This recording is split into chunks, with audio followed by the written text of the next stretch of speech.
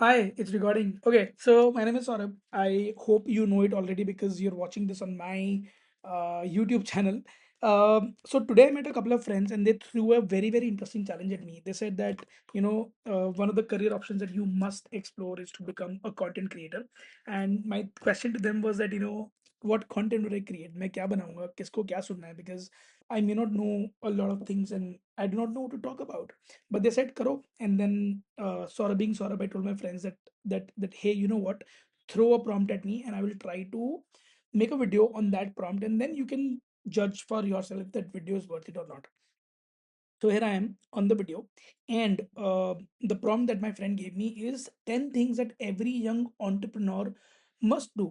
And here I am with my listicle, my version, and I hope this is valuable to you. Oh fuck, I'm having deja vu that I've done this video in the past. Anyhow, so 10 things. So first things first, and first things first, ready, fire, aim. That's something that I lived my entire life with. What this essentially means is that you can never be prepared enough. In the Silicon Valley parlance, they say that if your first version is not embarrassing, you are too late to ship. And what this means in my parlance is that moment you get an idea, you start working on the idea, and then you hope, then you try to build the idea from there on. So for example, how I implement this is that I have tons and tons of what do you call it, domain names. That moment I get an idea, I will book a domain name and put a homepage and then wait for the execution to happen. So here is my thought: ready, fire, aim. So if you're a young person and you want to get ahead in life, do not wait to aim. You get an idea and you execute it. In fact, in this post AI world, wherein Claude and Chat GPT and Gemini, which is free by the way, with the geo connection, allows you to do so much. What are you waiting for? There's no need to wait for the permission. You should just like go and do it. So that's the first thing, which is super important for this generation. Two, don't rent your time. Most people, young people, fall into the trap of finding these very high paying jobs wherein they are supposed to spend 8, 9, 10 hours in office.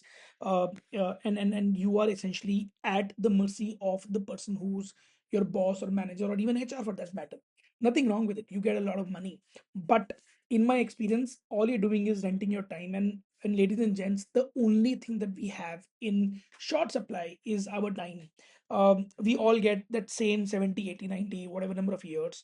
We do not know how many years we've got, but imagine you're spending the best part of your lives, the best years of your life, trying to make salary, which could be a lot, to be honest. No hard thought on that.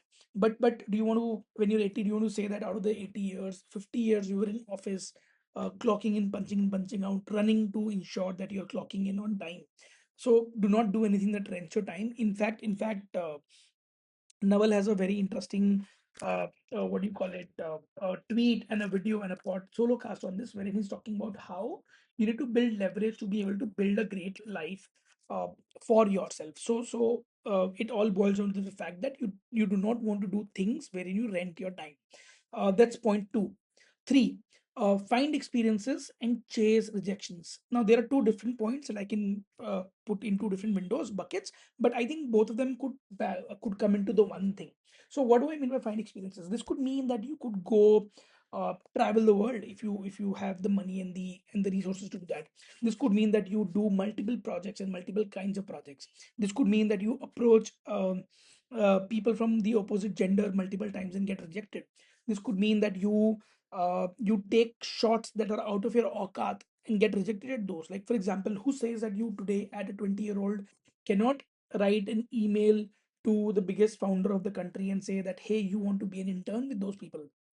What is the worst that will happen? They will ignore your email, they will reject you, they will probably not even know that you exist. So the entire thought here is that if you are able to chase rejections, if one of those rejections become a yes, your life could change, right? So the entire thought is that you need to find experiences and chase a lot of rejections. In fact, that's one thing that I'm guilty of. If I can undo one thing about my life, this would be one of those things that I would work very hard to undo. Even today, I have this hard time going to these public meetups. I cannot step into a stranger's house and be comfortable there.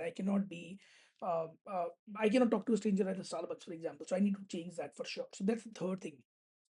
right? The fourth thing, I want you to think beyond self and deliver on things that are beyond you.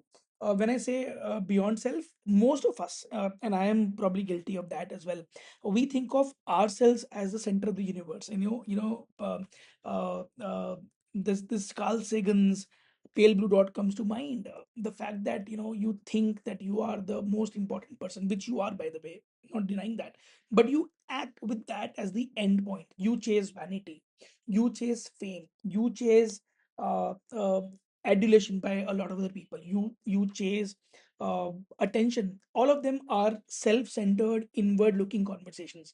Rather, try to do a larger thing. And what I mean by that is that while it's okay to chase validation, but do it by the virtue of the work you do, not by the virtue.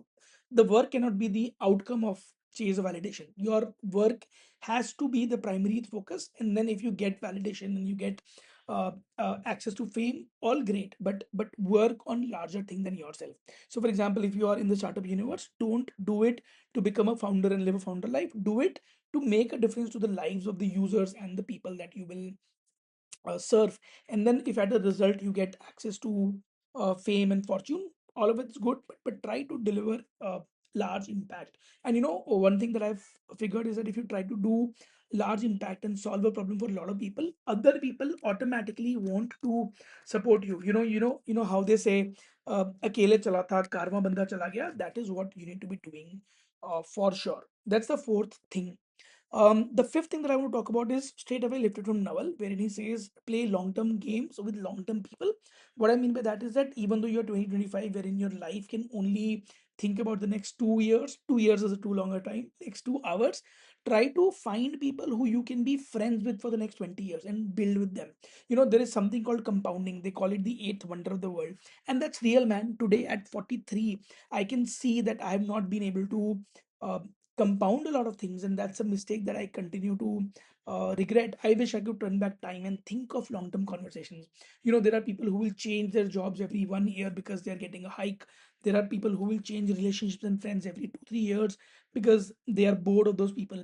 I think there is a lot of joy in compounding, and funny thing is that the importance of compounding dawns onto you when it's too late, man. Like for example, um, today, for example, I am sad that I didn't let things compound. So if you're 20, 25, 23, build relationships that allow you to make friends for the next, I don't know, 20, 30, 40 years, and invest into those, and try to find people that will stay with you for that longer time. And most importantly, can you go and do whatever it takes to maintain that relationship? If you can do that, nothing like it. I think that's where the best outcomes of life would be built. Okay, that was point number five. Point number six, shoulder of giants. That's what I think I have lived my entire life talking about. What that means is that, if I'm standing here, I'm standing on the shoulders of a lot of giants. These could be my parents, my teachers, my bosses, my colleagues, and the entire world. Here is the thing. For you as a young person, find those mentors who could be your anchor points for the next 20 years. Long-term games, long-term people.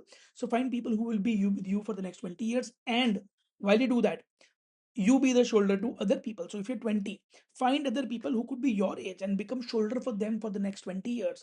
And the entire thought here is that you need to have this entire mentor mentee game going on, because what it does is that when you make a mistake, let these people come back to you and say Ki, hey, you know what, you are probably chasing vanity.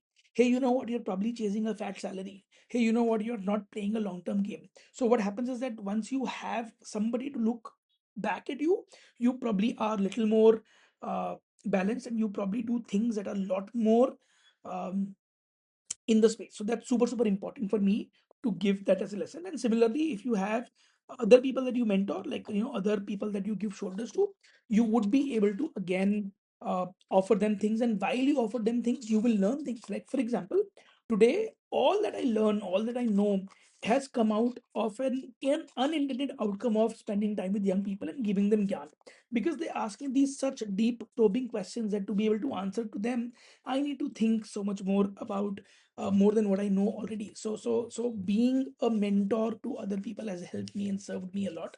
And I think it's a beautiful gift that I think you should all work on. So that's point number six. Point number seven. I think I spotted this on somebody's WhatsApp status, and it has stayed with me. And it says that that sar jhukao or kaam karo. That is it. Nothing more to it.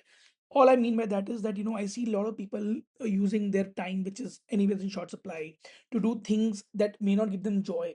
For example, I work out with Starbucks, and I see young people in Starbucks trying to talk to each other and trying to do party. Man, you're at Starbucks to work, and that's my biggest pet peeve with people at Starbucks.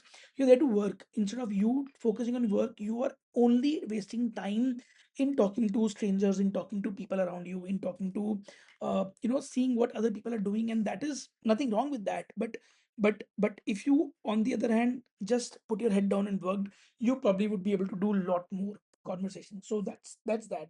So there is an immense value in focusing on work and focusing on doing the outcomes and nothing more, nothing less, right? The next point is build in public. Now, in the world that we live in, build in public is probably the single most overused, abused, talked about conversation point, because everybody I know talks about that. Back in the day when I was growing up, build in public meant writing blogs. Now it means making videos and creating conversations on the internet about yourself. But whatever it means in your world, you have to build in public. And what happens is that tons and tons of people who probably don't even know who you are, probably don't know if you exist, tend to come forward and support you and help you, and they want to give you inputs. I mean, in fact, I have many cases in point. I don't want to peddle one person here specifically, but each person who's built in public, I have seen them uh, reach more, do more, find more opportunities, and find more options for themselves. So that is my point number 8. Okay, point number 9. I've spoken about it briefly already, but I will talk about it again. You know, do not play for fame. It is very uh, tough for me to see a lot of these young, sharp people doing things because they want to get famous. I know there's nothing wrong in being famous. In fact, I'm doing this content to be able to be known by more people. But I am trying to get known by more people as a tool, as as a service in largeness of what I want to do in life, not for the sake of fame. If you can find something that you will do even if nobody knew that you were doing it, is that the thing that you want to work on? So for example, if tomorrow somebody could strip my face and my name and yet put this video out, I will put this video out because I want people to know a lot more about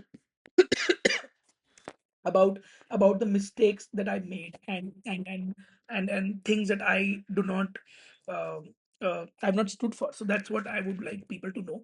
And the last thing here is अपनी story का main hero बनो. That's something, that's my biggest lesson, to be honest, of the last few years. I was never the kind who was the hero of my own story. What this means is that सब लोगों की life में वो लोग main characters हैं, and I am a supporting character. If I asked you about your favorite movie and I said, tell me those 5 characters that you remember, you will never remember a side character. You will always remember the hero or the heroine or the key actor or the key actress, but you'll never remember the last third party who was there to support the hero. Now, you have one life, limited time, large objective, ready, fire, aim. ये सब कर लिया, but if you don't do it for yourself and you do it for some random third party, maybe a friend, what is the point of your effort, hard work and life? Why would you not do it for yourself? अपनी story में main hero नहीं बनोगे तो क्या होगा? And that's a thing that I wish I had learned long ago, that I need to prioritize myself and build my own story, and I want to be able to expand from there on. And if I'm not building my own story, then I would be probably hired by somebody else to build their story, which is not wrong. I will get paid a lot of money for it. But will I be able to build a life for myself, which is deliberate and which is good for me and people around me? Uh, I will probably not be. So yeah, these are the 10 points. Took me 15 minutes and I think 3 hours of multiple takes with Anshika and Chandni and Naman and Himanshu to get to this, but I'm glad I got this in. These are the 10 things that I want you to obviously read about. If you agree, I mean, read more about. I hope you agree to these. If you don't agree, please write into me. Help me find gaps in my thinking. I would love to fix my thinking. And if you think this video makes sense, please comment and tell me what can I improve and what can I do to make these videos better. How can I add more value to your lives? And if you are a young entrepreneur who's trying to build a business, I would love to be of service and help to you. Please write in my connection request. I mean, you can find a way to connect me very, very easily. I am probably the most exposed person on the internet. I think this is it. Thank you so much for tuning in. And thank you, Neha and Rahul, for the prompt. I'm glad I got the video in. I hope this reaches a lot of people and helps them. Thank you. Bye.